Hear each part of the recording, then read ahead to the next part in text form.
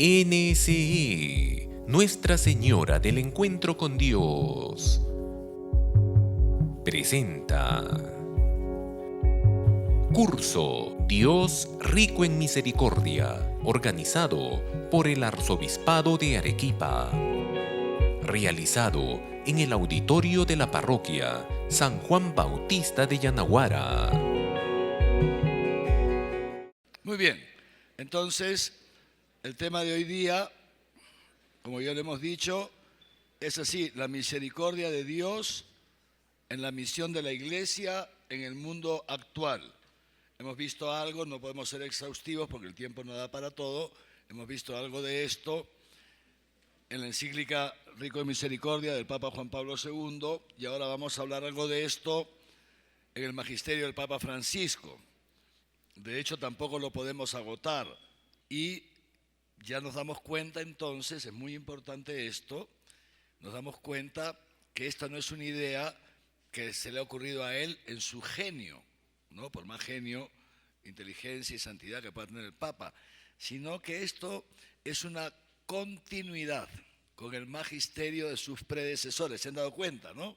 Ahora, el primer día también el Papa Benedicto XVI, con que tanto énfasis hizo en el tema de la caridad, que está íntimamente relacionada con la misericordia, ¿no es cierto? Y esto, ¿por qué quiero destacarlo? ¿No? Porque así nos damos cuenta que es el Espíritu Santo el que va guiando a la Iglesia, ¿no es cierto? Es el Espíritu Santo el que guía a la Iglesia. Y nos va guiando. La Iglesia es muy rica en sabiduría, en experiencia, en Espíritu Santo, etcétera, etcétera. Pero justamente por esa riqueza, entonces tenemos esa posibilidad de hacer énfasis en ciertos aspectos, ¿no es cierto?, de lo que es nuestro ser y nuestra misión, según las necesidades del hombre en la generación o en el tiempo que nos toca vivir. Y justamente porque hoy día, en esta generación, en este siglo XXI, el hombre se ha alejado tanto de Dios, y al alejarse de Dios se le ha endurecido tanto el corazón. Es justamente por eso que el hombre de hoy, que sufre tanto sin saber por qué sufre, hoy día que el amor ya no es, digamos así, el elemento fundamental en las relaciones, hoy día que prima, que se va imponiendo a nivel global una visión y un comportamiento que se llama utilitarista, que yo me relaciono contigo en la medida en que tú me eres útil, y si ya no me eres útil te descarto, lo que el Papa llama la cultura del descarte, ¿no? Esta cultura del descarte, estas relaciones utilitaristas que son fruto de una cultura materialista, de una percepción, el Papa Francisco llama una antropología desviada, que ya ve al hombre solamente en su aspecto material. Todo esto ya lo hemos dicho muchas veces, no vamos a repetir. O sea, todo esto al final, ¿quién es el que sufre por esto? ¿Quién es el que, digamos así, paga los platos rotos por esto? El mismo hombre. O sea, el mismo hombre endurecido, ese mismo hombre utilitarista, ese mismo hombre materialista, ese mismo hombre individualista, donde ya no hay solidaridad, ese mismo hombre endurecido, él mismo sufre. Él mismo sufre. Y no sabe por qué. No se da cuenta que sufre por esto. Tiene que echarle la culpa a otras cosas, tiene que buscar alienarse de su sufrimiento porque no soporta vivir así. Y esta es, digamos, la concepción del hombre que hemos de tener presente. Por eso en eso también el Concilio Vaticano II dio un gran paso, al ya no ver al mundo como un adversario de la Iglesia. No, el mundo es el lugar donde Dios nos espera para salvar a ese hombre que está hundido en la dureza de su corazón, que como tantas veces lo he dicho, y no es mío, del Papa Benedicto XVI, que está preso detrás de las rejas de su egoísmo, está preso de su propio yo. Es realmente una tragedia lo que vive el mundo, es una tragedia. Por eso nosotros no permanecemos indiferentes ante el sufrimiento humano. Y recordar el primer día del Papa Juan Pablo II, la Redemptor Hominis, porque el hombre es el camino de la Iglesia. Para llegar al cielo, nuestro camino pasa a través del hombre. pasa a través de ese hombre caído, de ese hombre sufriente, de ese hombre duro, de ese hombre que tantas veces se pone en contra de nosotros, de ese hombre que nos critica, que nos insulta, que nos persigue, etcétera, etcétera, que nos destruye. Ese es el hombre a quien nosotros nos debemos. Eso, y que son millones, y que aquí en Arequipa son cientos de miles de personas. A ellos nos debemos nosotros, empezando por supuesto por los que nos rodean, pero luego ampliando ese círculo, ¿no? Y entonces el Papa Francisco es consciente de esto, siguiendo la línea de sus predecesores. ¿Qué hacemos por el hombre de hoy? ¿Cómo hacemos para sacar al hombre de hoy de la esclavitud de su yo, que es en el fondo la esclavitud del demonio, la esclavitud del pecado? ¿Cómo hacemos? ¿Cómo hacemos? ¿Plantarle delante los 10 mandamientos? ¿Ponerle leyes? ¿Menospreciarlo porque es un pecador? ¿No hay sitio para él en nuestro grupo, en nuestra comunidad? Que tantas veces ha pasado eso en la iglesia, dice el Papa Francisco. Él pone un ejemplo terrible, terrible, que le pasó a él, cuenta cuando era arzobispo de Buenos Aires. Una mujer, alguna vez lo habrán escuchado, alguna vez lo he contado yo aquí mismo, ¿no? Una mujer que va donde él porque su párroco no le había querido bautizar a su niño porque era madre soltera. Sí, imagínense ustedes, ¿no? La dureza del corazón de este sacerdote es una cosa contada por el Papa, ¿no? La dureza del corazón de este sacerdote. Dice el Papa, y encima que esta pobre mujer, en lugar de abortar, usa otro término, ¿no? Pero, o sea, dice en lugar de mandar al niño de regreso, o sea, abortarlo, ¿no? O sea, en lugar de no tenerlo, ¿no? O sea, en lugar de abortar al niño, esta mujer se hace con el niño, con todo lo que significa ser madre soltera, de que te señalan, de que nadie, ¿quién te va a ayudar a mantener a tu niño? O sea, encima que acoge la vida, el párroco no le quiere bautizar al niño, porque ella es una, entre comillas, pecadora.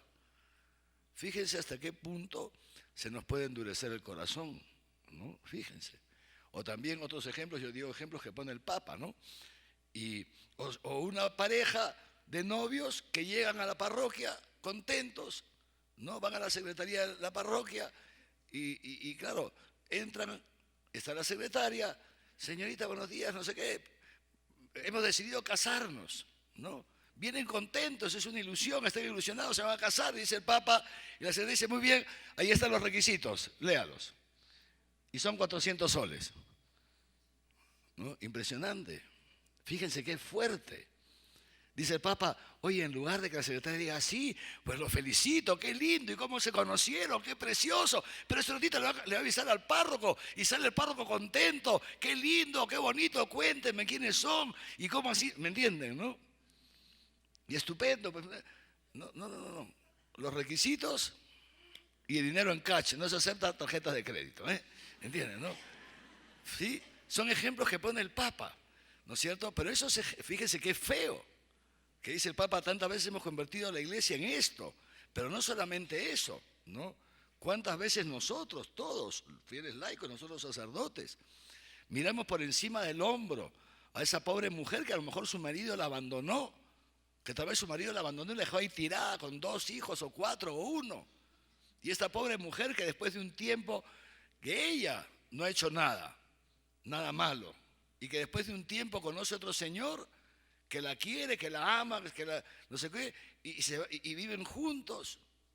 Y nosotros nos ponemos por encima juzgándolos y condenándolos, cuando no conocemos las circunstancias y no los queremos recibir en nuestro grupo porque no están casados por la iglesia.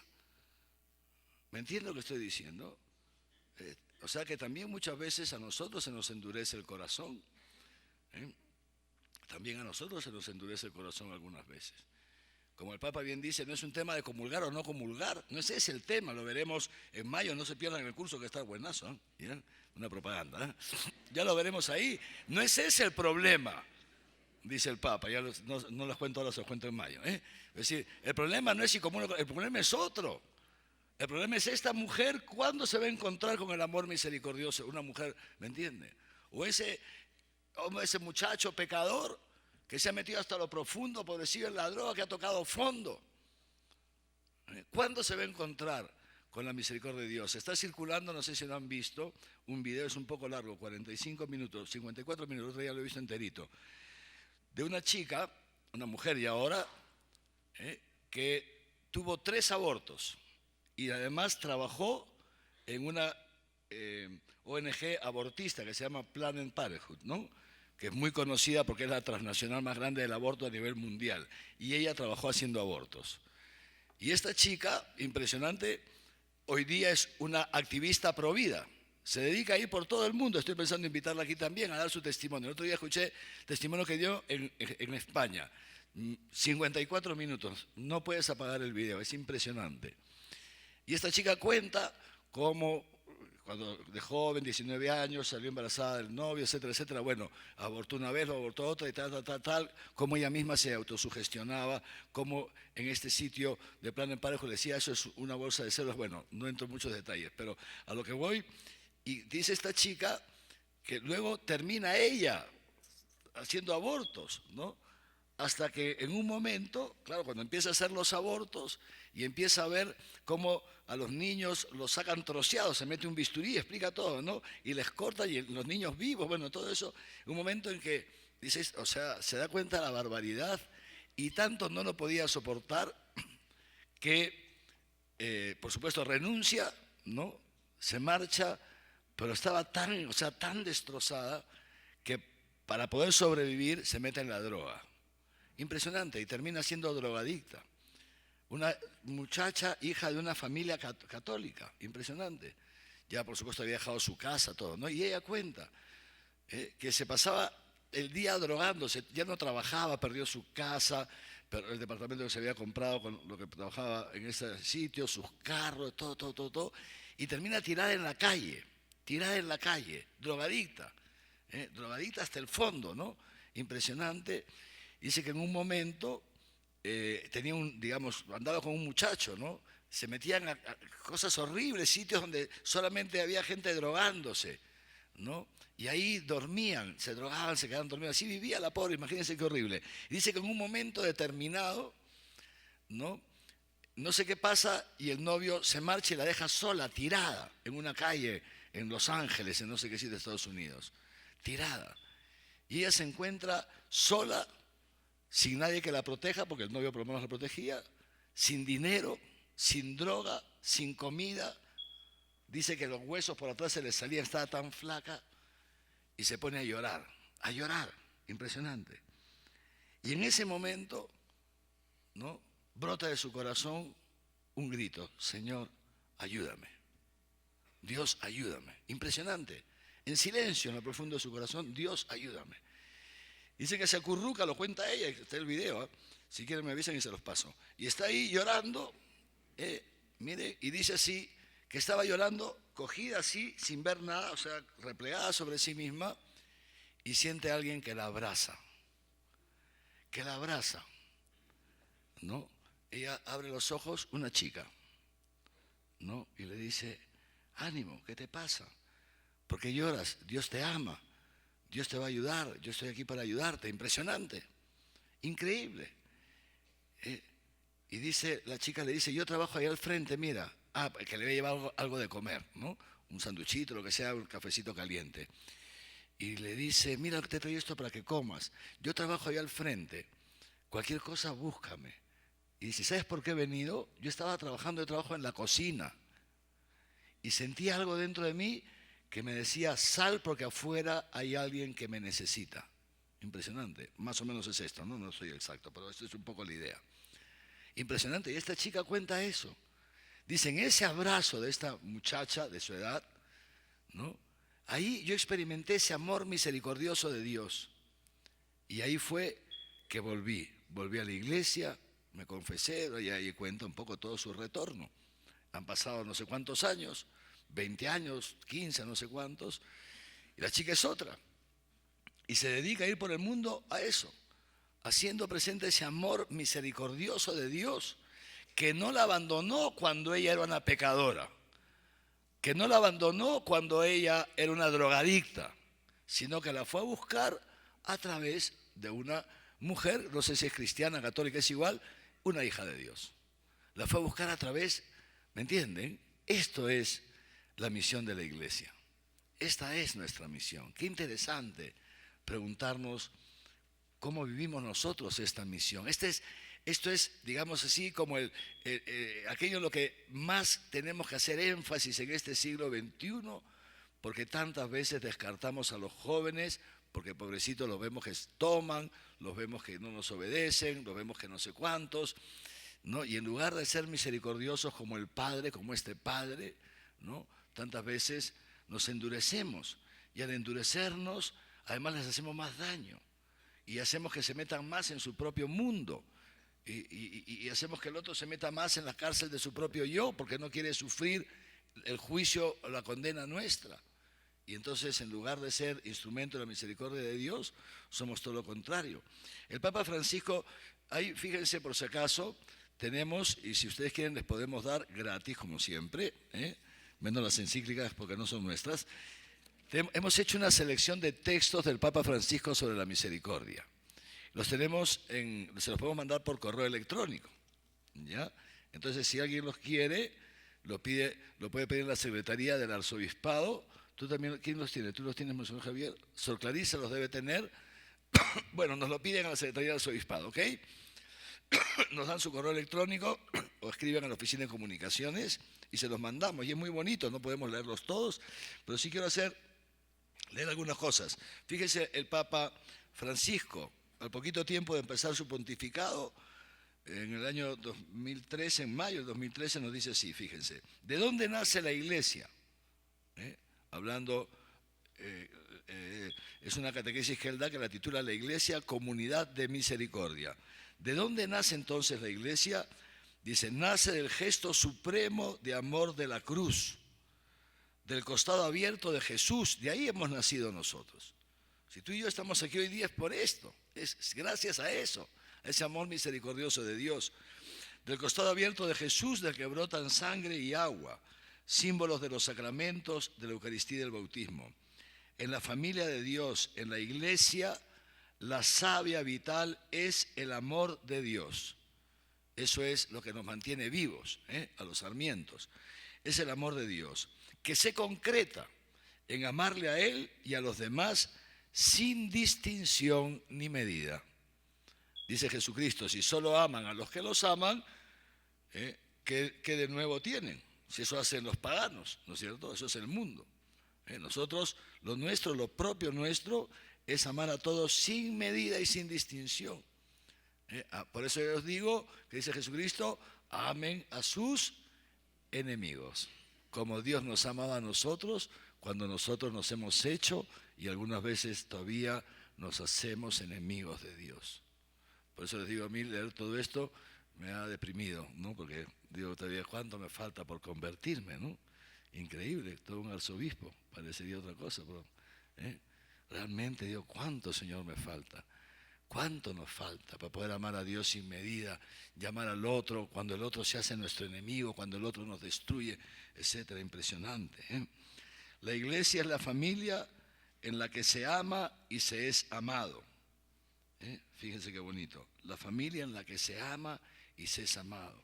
¿Cuántas veces dentro de nuestras parroquias, eso lo decía ya San Juan Pablo II y el Papa Francisco mucho más, ha hablado mucho de esto, en nuestras parroquias que vemos tantas veces divisiones, porque el grupo tal se pone celoso del grupo cual, y porque el grupo no sé qué se siente superior al grupo no sé cuántos. Horrible, ¿no? Feísimo. Y el párroco, algunas veces, por lo general no, pero alguna vez, y el párroco prefiere a este grupo que al otro. Qué feo, qué párroco es ese. El párroco se presenta en la paternidad de Dios. Todos son sus hijos, hay que estar con todos, ¿no es cierto? Pero algunas veces pasa eso. Pero no vamos a hablar de los párrocos, no están aquí, he estado con ellos esta mañana, estoy con ustedes. ¿Cuántas veces pasa eso? Y nos ponemos celosos, ¿no? Y nos ponemos celosos del párroco, padre, que no sé qué. ¿Y qué vemos en el otro grupo? Solamente vemos sus pecados. ¡Qué pena! Solamente vemos los pecados de los hermanos del otro grupo y no vemos los nuestros, ¿no? Juzgamos a los demás. ¿Y tú eres perfecto? ¿Qué dice Jesús? Antes de quitar la paja en el ojo ajeno, quítate la viga del tuyo que te impide ver al hermano, que te impide ver que ese hermano es como tú, que ese grupo es como el tuyo. A lo mejor estos tienen unos defectos, ustedes tienen otros, pero todos tenemos defectos, todos tenemos pecados. ¿Por qué tenemos que estar, dice el Papa, descalificándonos unos a otros? Feo, ¿no? Pero algunas veces se ve en nuestras parroquias o no se da. ¿Se da o no lo han visto? ¿Verdad? Claro que se da porque somos humanos. Pero es bien feo, ¿no? El Papa usa ese término siempre, feo. Qué feo, dice, qué feo. Cuando el Papa habla del pecado siempre dice, eso es muy feo. Y es feo porque, ¿verdad? Es feo. Pero algunas veces, no solamente contra el otro grupo, sino dentro de los mismos grupos. Dentro del mismo grupo parroquial, dentro de la misma comunidad, dentro del mismo movimiento. También hay esas divisiones, ¿no es cierto? ¿Se han dado cuenta o no? También hay esas divisiones dentro del mismo grupo. Cambian al responsable del grupo, al coordinador, ¿no? No, yo prefería al coordinador anterior. Este es un tal por cual. O si no, criticando al coordinador. Uy, no les digo nada porque aquí hay unas religiosas. En la comunidad religiosa no les digo nada. No les digo nada, ¿no? Que también el demonio a veces se nos puede meter, ¿no es así? Y te empieza a ver todos los defectos de la superiora del convento. Hasta antes que sea superior era tu hermanita del alma, tu pata de la misma promoción. En cuanto la hacen superior empieza ya, impresionante. Y no les digo del pobre obispo, eso ya. Es uno de los deportes de los curas. Cuando yo era sacerdote, tuvimos una vez unos ejercicios espirituales, vino un sacerdote a dar los ejercicios espirituales y dice, los ejercicios espirituales van a ser en silencio. Dice, ¿no? Solamente les puedo dar permiso para que hablen un momento en la noche, pero con una condición, que no hablen mal del obispo. Dice, porque los curas, en cuanto se juntan 2 o 3, su deporte es hablar mal del obispo. Así que pueden hablar, pero siempre y cuando no hablen mal del obispo. ¿No? Entonces, ¿qué pasa? ¿No es cierto? Es así. El demonio, el diablo, ya saben, la palabra diablo viene de una raíz que significa, una raíz griega, el que divide. Es el que nos divide entre nosotros, divide al esposo a la esposa, divide internamente grupo contra grupo en la parroquia o en la diócesis, nos divide dentro del grupo hermanos, dentro de las comunidades religiosas, nos quiere dividir. Y lo nuestro no es eso, lo nuestro no es la división, lo nuestro es todo lo contrario. Fíjense, la iglesia es la familia en la que se ama y se es amado. Fíjense qué bonito.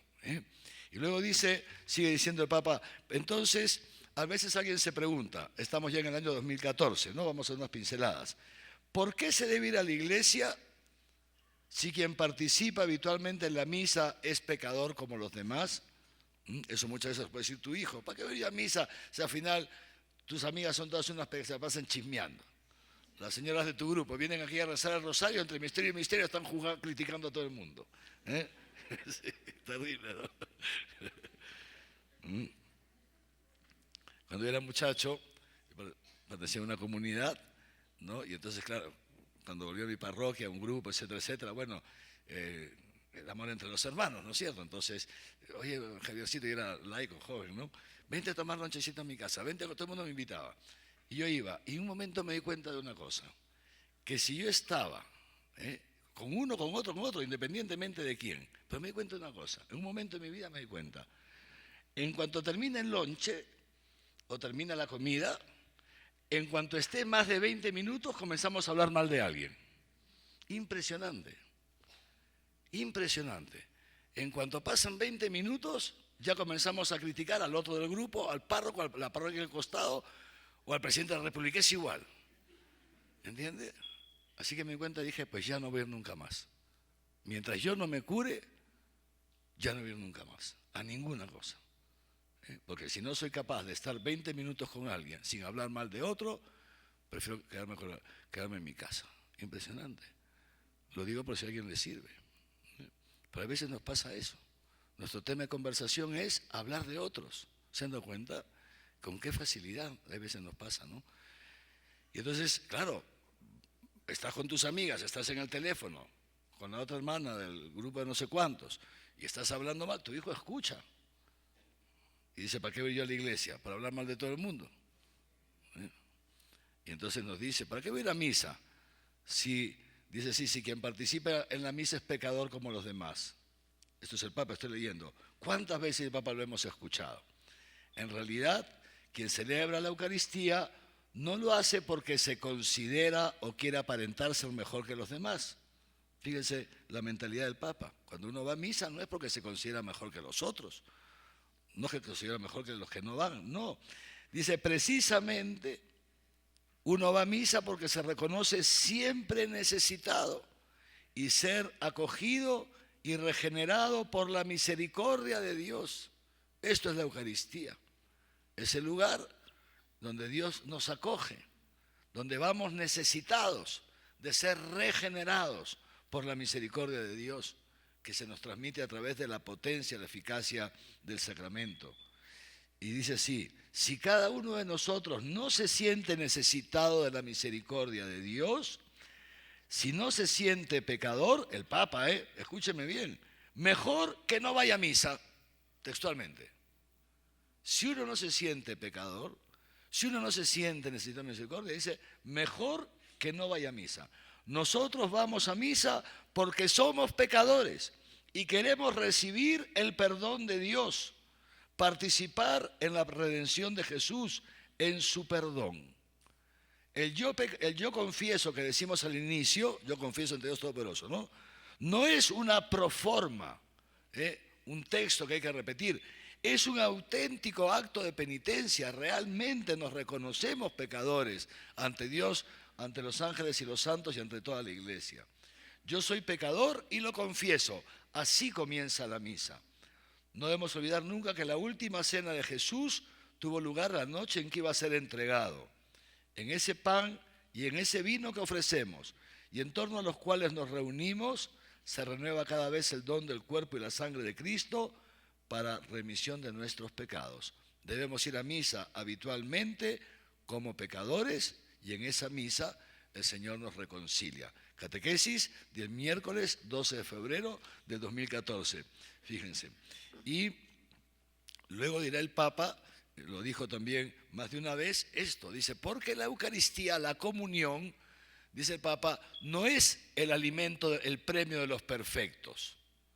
No, la comunión no es el premio de los perfectos. La comunión es el viático que necesitamos los pecadores para poder caminar por este mundo hasta llegar al cielo. No es el premio, un premio reservado a una élite de perfectos, porque eso no existe, ¿no? Y es importante que nos sintamos nosotros pecadores. Vamos terminando ya. Y dice así, y entonces, dice, en la medida en que vamos entrando en esta dinámica, la iglesia, ya nosotros, comenzamos también a comportarnos como Jesús. Muy interesante. Estamos ya en la catequesis del miércoles 10 de septiembre del 2014. La iglesia se comporta como Jesús. No da lecciones teóricas sobre el amor, sobre la misericordia. De hecho, si ustedes leen la Biblia, no hay ninguna lección teórica sobre el amor ni sobre la misericordia. ¿Se han dado cuenta o no? No hay ninguna lección teórica. ¿Qué es lo que hay? ¿Qué hay en la Biblia? Son hechos a través de los cuales Dios se ha manifestado como un Padre misericordioso. ¿No? Son hechos concretos, no son lecciones, son hechos, son acontecimientos, es historia de la misericordia de Dios con nosotros los hombres. Y dice así, la iglesia no da, por eso la iglesia no da lecciones teóricas sobre el amor, sobre la misericordia, no difunde en el mundo una filosofía, un camino de sabiduría. Es verdad que el cristianismo es todo eso, el cristianismo incluye una cosmovisión, todo eso por supuesto, pero como consecuencia de otra cosa. ¿Como consecuencia de qué? La Madre Iglesia enseña con el ejemplo lo que ha visto en su Maestro. Es como Jesús enseña con el ejemplo. Nosotros transmitimos lo que es la misericordia, siendo misericordiosos como Jesús es misericordioso con nosotros. Por eso, dice el Papa, la Madre Iglesia nos enseña a dar de comer y de beber a quien tiene hambre y sed, vestir a quien está desnudo. ¿Y cómo lo hace? Lo hace con el ejemplo de muchos santos y santas que hicieron esto de modo ejemplar, pero también con el ejemplo de muchos padres y madres de familia que enseñan a sus hijos que lo que nos sobra a nosotros es para quien le hace falta lo necesario. Que aquello que nosotros tenemos de más es porque se lo hemos quitado a alguien. Es de él y nosotros nos lo hemos apropiado. A nosotros nos sobra, a él le falta. Muy bonito. La Madre Iglesia enseña a estar cerca de quien está enfermo. La Madre Iglesia enseña a estar cerca de quien está en la cárcel. La misericordia supera todo muro, toda barrera y te conduce a buscar siempre el rostro del hombre, el rostro de la persona. Es la misericordia la que cambia el corazón y la vida, la que puede regenerar a una persona y permitirle incorporarse de un modo nuevo en la sociedad. Es importante esto, buscar el rostro. Yo veo aquí a todos los seminaristas, cuántas veces también puede pasar esto en el seminario, ¿no? Que nos endurecemos con los hermanos que viven con nosotros, que hacemos unas argollitas en el seminario. Bueno, cuando yo era seminarista, cuando recién empecé el seminario el primer año, me voy a confesar con el director espiritual del seminario y el director espiritual del seminario me mandó en penitencia, me dice, muy bien, ya Dios te perdona. Entonces, en penitencia, ahora todo este mes vas a comer en la mesa de los pobres. Lo que es eso de la mesa de los pobres, ¿no? Lo que es eso de la mesa de los pobres. Y me dice, ¿no te has dado cuenta, acaso, que cuando entras al comedor del seminario, siempre chequeas a ver dónde están los seminaristas que son como tú? Nosotros estamos comenzando un seminario, recién se fundaba, fuimos el grupo fundacional, un seminario para vocaciones adultas. Yo entré al seminario a los 28 años, o 29 casi, ¿no? Y era un seminario para adultos, y en ese grupo que comenzamos, había el grupo de profesionales, había ingenieros, médicos, ¿me entienden?, ¿no? Que tenían un nivel universitario, que ya venían de ejercer la profesión, etcétera. Habían otros hermanos, digamos, de otras realidades, y habían hermanos muy pobres. Era una cosa muy bonita. O sea, hermanos, por ejemplo, que venían, que eran vendedores en La Parada, no sé si conocen La Parada en Lima, o sea, un mercado, no sé cómo el de aquí, qué mercado sería, ¿no? En fin, o sea, además, tercero hablando de La Parada hace 30 años, ¿no? Entonces, impresionante, ¿no? Gente muy pobre, muy pobre, muy pobre, además su propia ropa, todos eran hermanos pobrísimos, ¿no? Y entonces el sacerdote me dice, ¿no te has dado cuenta que cuando tú entras al comedor, inmediatamente ubicas la mesa donde están los que son como tú, los médicos, ¿me entiendes, no? ¿Y qué andas con ellos? Dice, porque yo me he dado cuenta que nunca vas a la mesa donde están fulano, sutano, mengano, perencejo. Fíjense qué interesante, que eran estos hermanitos nuestros pobrecísimos, ¿no? Puchi, Dios, tienes razón, oye, qué desgraciado que soy, ¿no? Impresionante, impresionante. Por supuesto que los quería, nunca los humillé, al contrario. Sí los quería mucho, pero digamos así, no me juntaba con ellos. Me juntaba con nosotros, que eran los primeros del salón, con quienes era más fácil hablar de ciertos temas que los pobres hermanos solamente sabían el precio de la cebolla, ¿me entiendes? Impresionante, increíble la dureza de mi corazón, ¿no? Así que, digo, bueno, por supuesto, voy a cumplir la penitencia, ¿no? Así que voy, llega la hora del almuerzo, la comida, y ¡pum!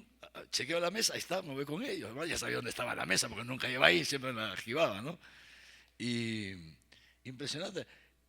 ¿Qué haces aquí? ¿Qué haces en nuestra mesa? Te has dignado, y bien buenos. Me tenían un cariño enorme, hermanos muy buenos, muy humildes, ¿no?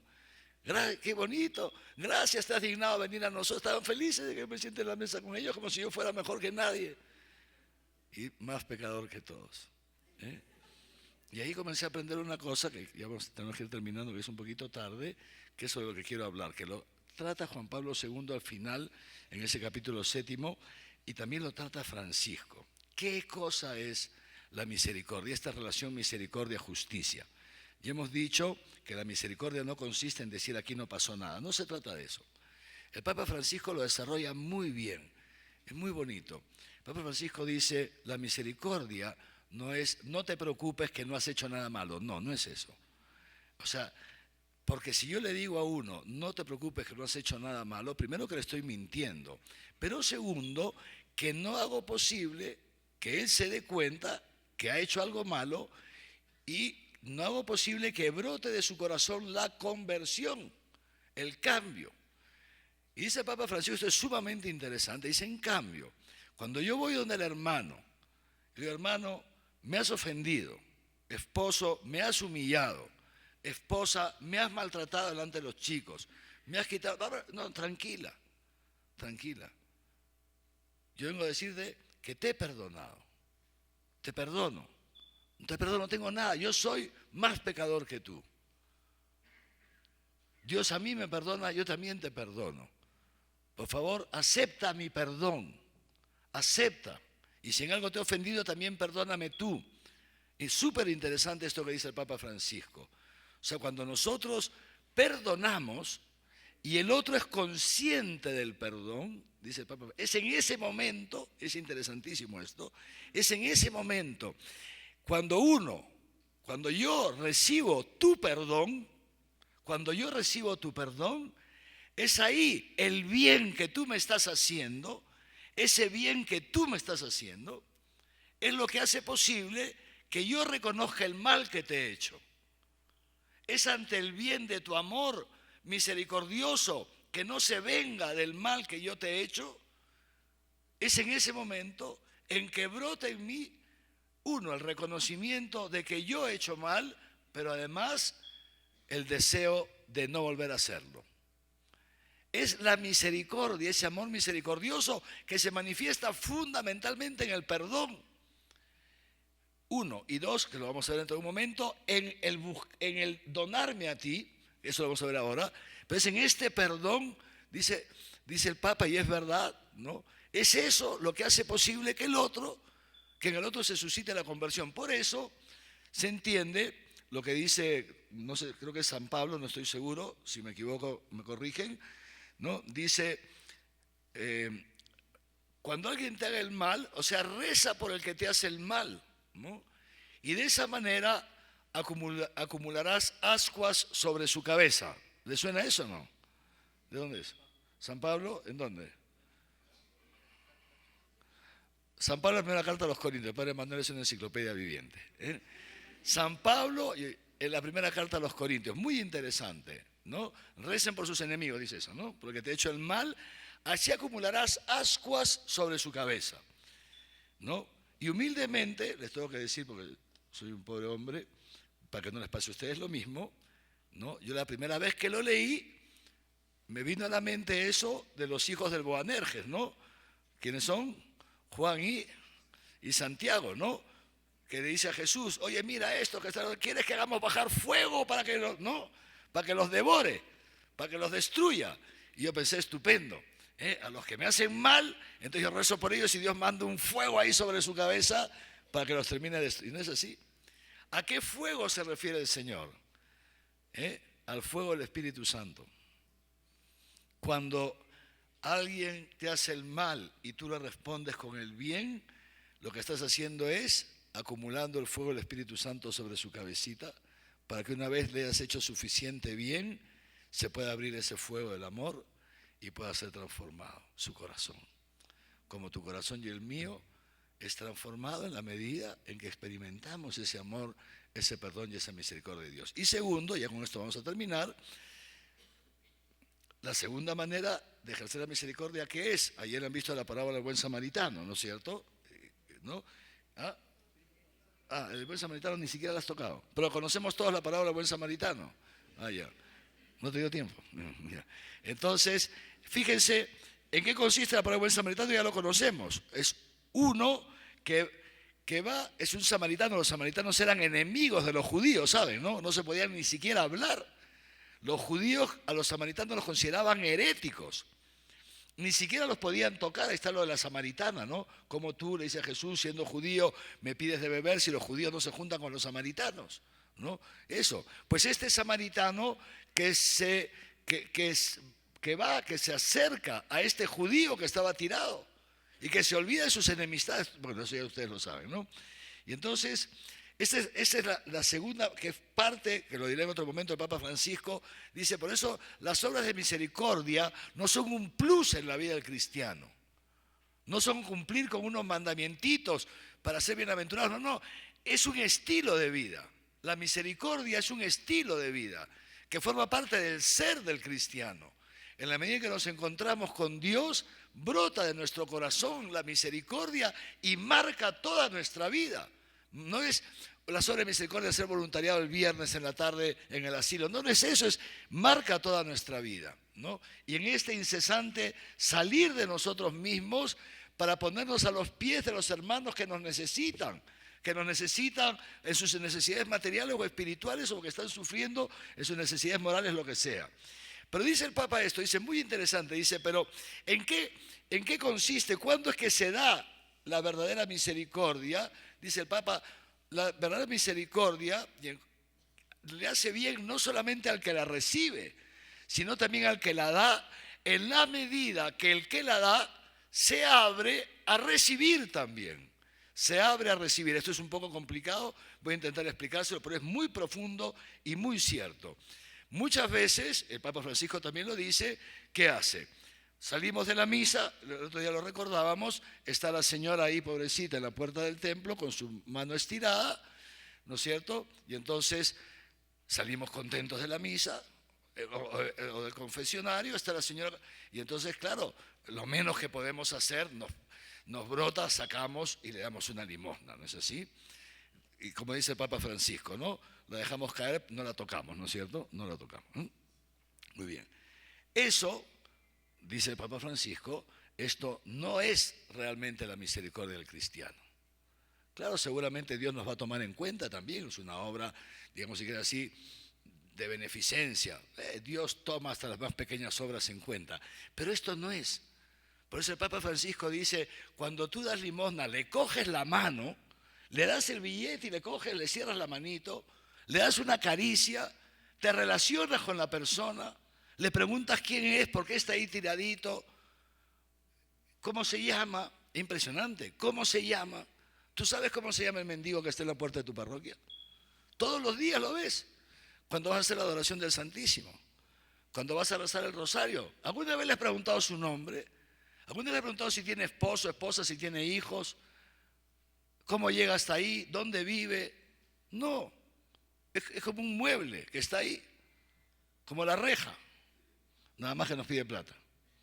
Impresionante, ¿no? Entonces, fíjense ustedes, ahí dice el Papa Francisco, muy interesante, la misericordia como que se queda a la mitad y nos impide una cosa impresionante. Y lo explica Juan Pablo II también a Dios sin misericordia.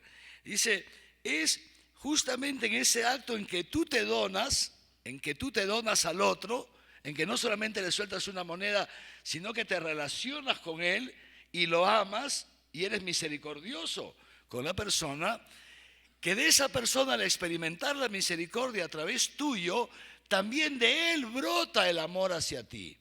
No sé si alguna vez les ha pasado. Hay un jovencito que está en la esquina ahí en la avenida, ¿cómo se llama la clínica de Arequipa? Esa avenida es la avenida Aviación, ¿no? El Ejército, ¿no? El Ejército, hay un semáforo en la calle que sale de la iglesia de la Recoleta, ¿ya? Y con eso, ¿no? Y ahí hay uno que está en silla de ruedas. No sé si, es impresionante. ¿Ah? En silla de ruedas, ¿no? Es impresionante, ¿no? Este chico, es impresionante la alegría que tiene. La alegría que tiene, ¿no? Lleva, y pobrecito sin pedir, y pasa pidiendo, vive pidiendo limosna, ¿no? Pero esa alegría que tiene. Y ese poder de tenerte y decir, oye, ¿cómo te llamas? ¿Y qué haces aquí? ¿Me entiendes lo que le estoy diciendo? Es una cosa impresionante, o sea, y él te dice que Dios te bendiga, ¿no? O sea, este trato, bueno, sí, pongo uno, pueden haber muchos ejemplos, ¿no es cierto? ¿Qué quiero decir? Que es en ese momento, lo explican muy bien los papas, en que tú te donas y Él recibe tu amor, porque sin amor no hay donación, no hay verdadera donación, uno lo nota y Él brota de su corazón también, y es en ese momento en que Él te responde con el amor, es ahí donde te encuentras tú contigo mismo. Es ahí donde te encuentras con la realidad de tu ser, con esa santidad a lo que Dios te llama, en la medida en que tú no solamente amas y haces una obra de beneficencia poniéndote por encima del necesitado, que es tantas veces lo que hacemos, ¿entienden? ¿Me entienden lo que estoy diciendo, no? O sea, yo tengo más plata que tú y te doy plata. Yo tengo no sé qué y te mando ropa para los niños pobres a la Cáritas. Y no hay una relación personal. Que eso es lo que falta para que sea un verdadero y profundo acto de misericordia. La relación personal.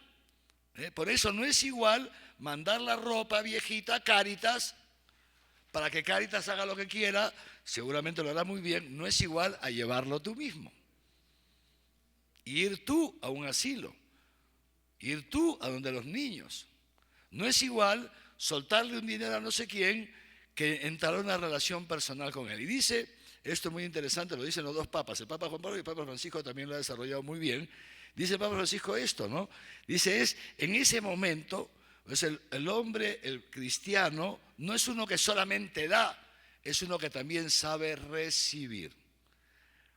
No solamente da, también sabe recibir el agradecimiento, sabe recibir el amor, también. No es uno que vive solamente amando, aquí soy yo el héroe de los amantes. No, también sabe que recibir el amor del otro.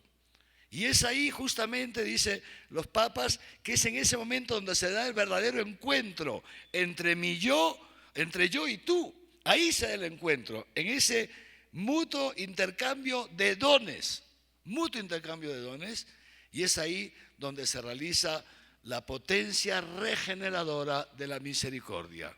No solamente se regenera aquel que recibe la misericordia tuya, sino que también tú te regeneras recibiendo la misericordia del hermano.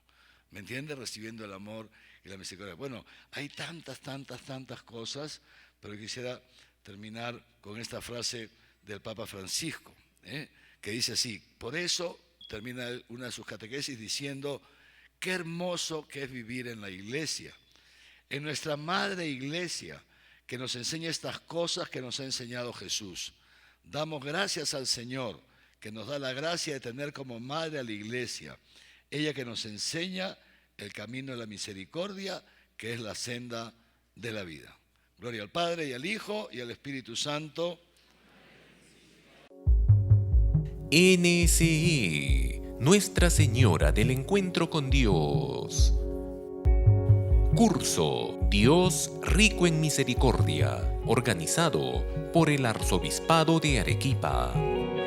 Realizado en el auditorio de la parroquia San Juan Bautista de Yanaguara.